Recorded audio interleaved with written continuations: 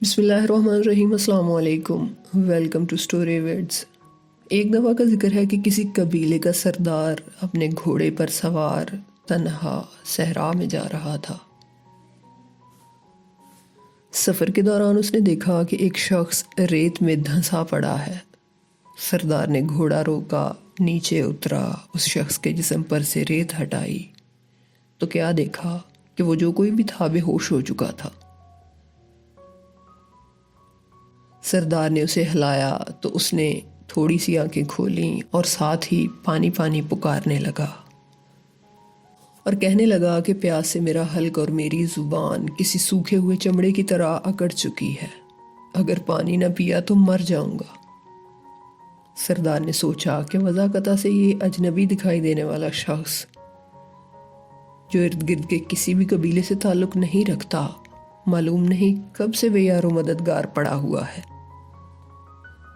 اس نے جلدی سے گھوڑے کی زین کے ساتھ لٹکی ہوئی چھاگل اتاری اور اس اجنبی کے ہونٹوں سے لگا دی اور یوں اس کی پیاس بجھانے لگا۔ اجنبی نے خوب سیر ہو کر پانی پیا، سردار کا شکریہ ادا کیا اور کہنے لگا، اے رحم دل شخص، میرا گھوڑا شاید کہیں بھاگ گیا ہے۔ کیا ایسا ہو سکتا ہے کہ تم مجھ پر مزید احسان کرتے ہوئے اپنے ساتھ بٹھا کر کسی قریبی جگہ لے جاؤ جہاں میں اپنی سواری کا بندوبست کر سکوں؟ سردار نے خوش دلی سے کہا، ہاں کیوں نہیں۔ سردار گھوڑے پر سوار ہو کر اس اجنبی سے کہنے لگا، آ جاؤ میرے پیچھے بیٹھ جاؤ۔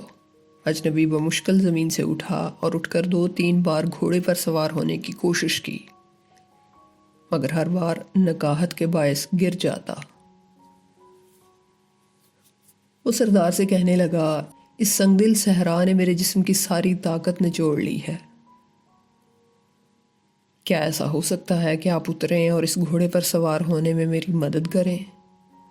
سردار بخوشی اتر کر اس شخص کو گھوڑے پر بٹھانے میں مدد کرنے لگا۔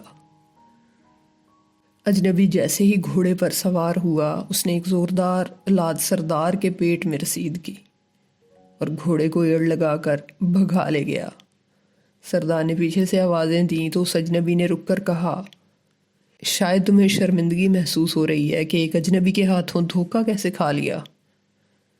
سنو، میں ایک راہزن ہوں اور لٹیرے سے رحم کی بھیک نہیں مانگتے، اس لیے چیخنے چلانے سے کوئی فائدہ حاصل نہیں ہوگا۔ سردار نے جواب دیا کہ میں ایک قبیلے کا سردار ہوں اور بھیک مانگنا یا رحم کی درخواست کرنا ایک سردار کی شان تو نہیں ہوتی۔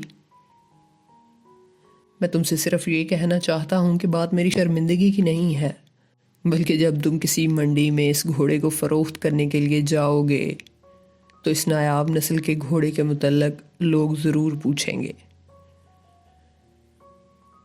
تو انہیں میرا بتانا کہ فلاں قبیلے کے فلاں سردار نے مجھے تحفے میں دیا ہے۔